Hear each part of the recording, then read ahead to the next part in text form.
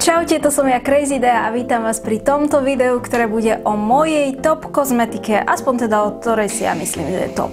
Tak poďme na to, poďme sa pozrieť, o akú kozmetiku ide, akú kozmetiku používam, akú mám vyskúšanú a ktorú považujem za tú najlepšiu.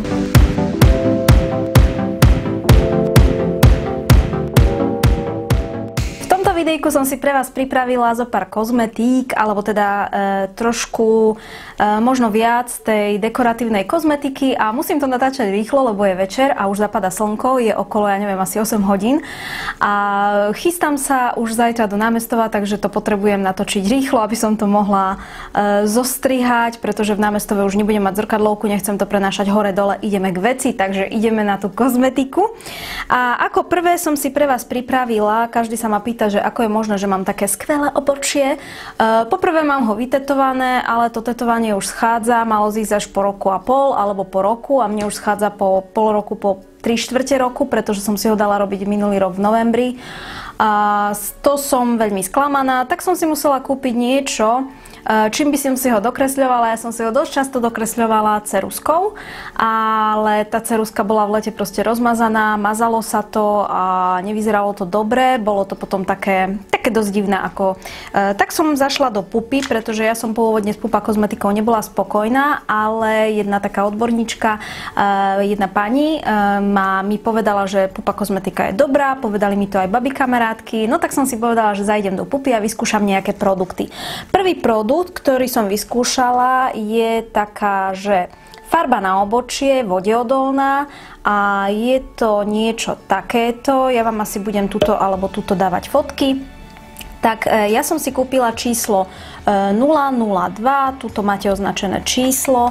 Keď to otvoríte, tak je to vlastne takýto krém na obočie a on naozaj na obočí zaschne a nejde dole. Ja ho mám aj teraz a vôbec nemám hnedé. No teda trošku mám hnedé, lebo ja si na to dávam ešte, čo som chcela povedať, čo používam k obočiu.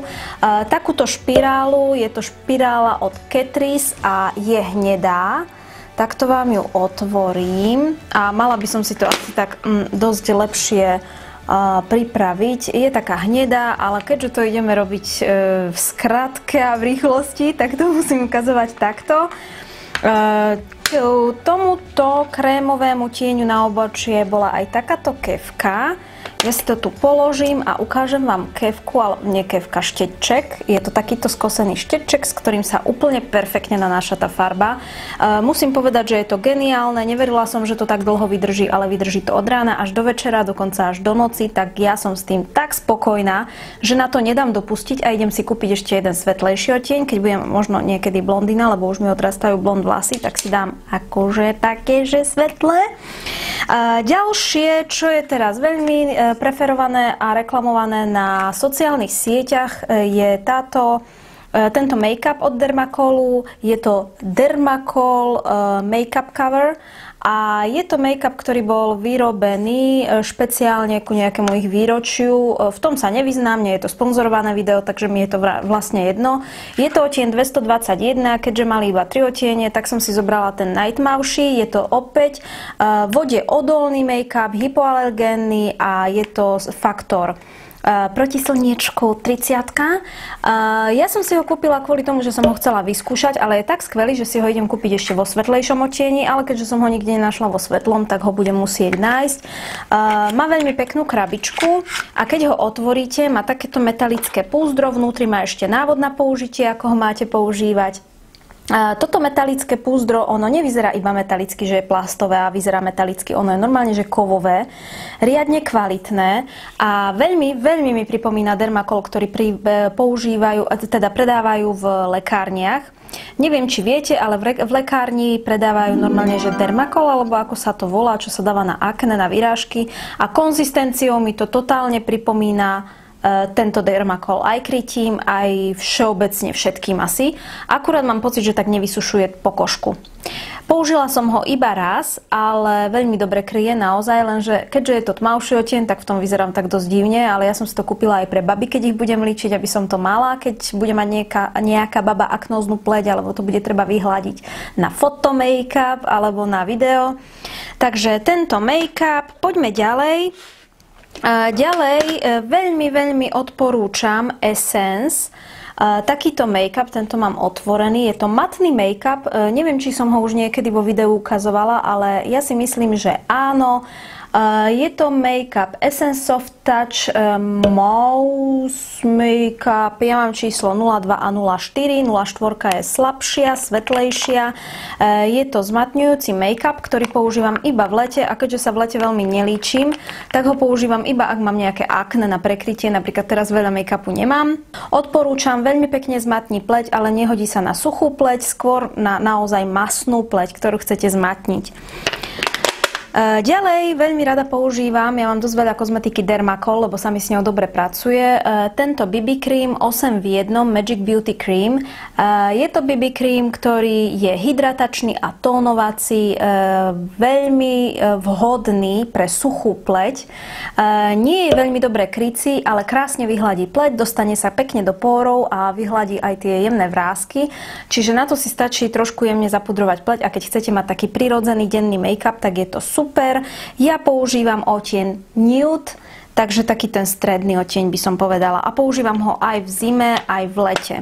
To znamená, že on sa tak pekne prispôsobí aj svetlej, aj tmavšej pokožke. Tieto Dermacoly vôbec nemám vyskúšané, ale keď som si ich skúšala, boli totižto v akcii za nejaké 3,70. Sú to hypoalergénne tonovacie krémy, toning cream, tonovací krém 2 v 1, hypoalergénny, prežiari a farebne zjednotí pleť.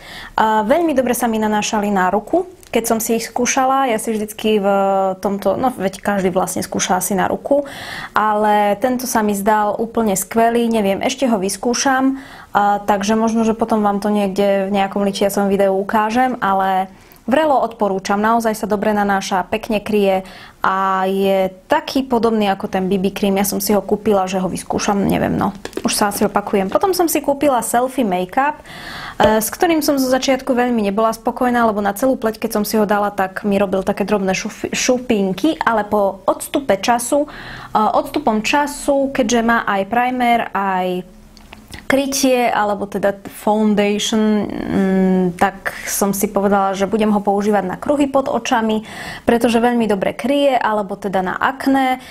Kúpila som si ho vo svetlom odtieni a keďže je tam ten primer, tak vždy farby trošku svetlejšie ako ten odtieň. Ďalej, veľmi dobrá vec na prekrytie akné je od Max Factor tento korektor Pan Stick.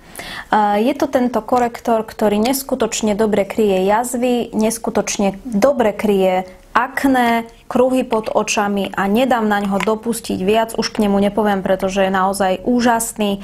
Ak hľadáte dlho korektor, ja som dlhé roky používam Miss Porty, lebo bol najviac tuhý, najlepšie kryl a teda nevedela som si nájsť žiadny taký, ktorý tak dobre kryje, ale tento to prečil moje očakávania. Stojí síce nejakých 10 €, ale je super. Je to True Beige 12. 24-hodinový make-up. Mám ho vyskúšaný, je veľmi dobre krycí. Znovu odporúčam, nemám k nemu čo povedať, pretože veľmi dobre zachádza do vrások. Opäť od Catrice.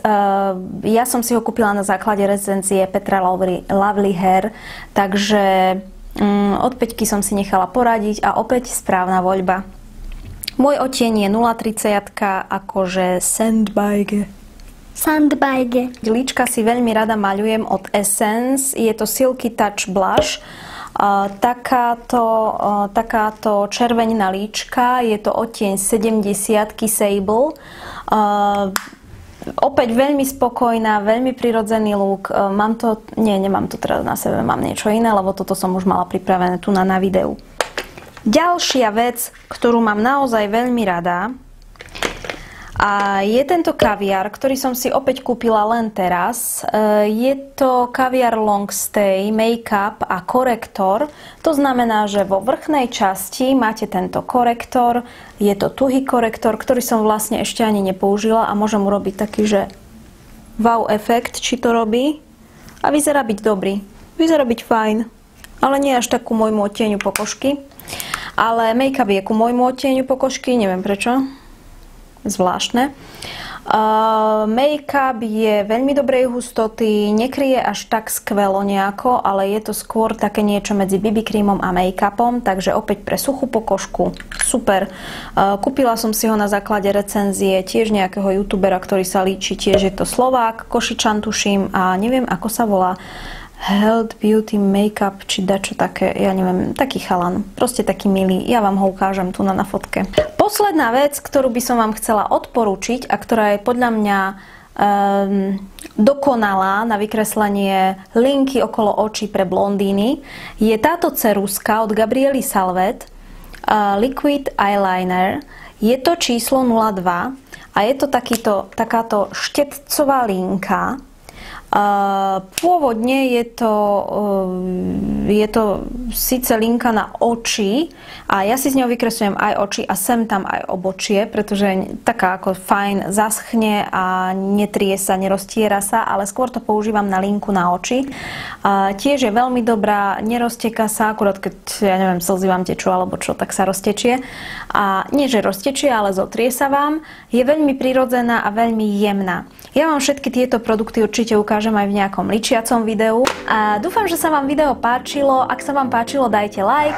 Budem veľmi rada, keď ma budete zdieľať. A ešte by som sa vás chcela opýtať, akú kozmetiku najradšej používate vy, akú značku máte najradšej a či používate aj Dermacol, môj obľúbený. Teším sa na vás a majte sa, čaute.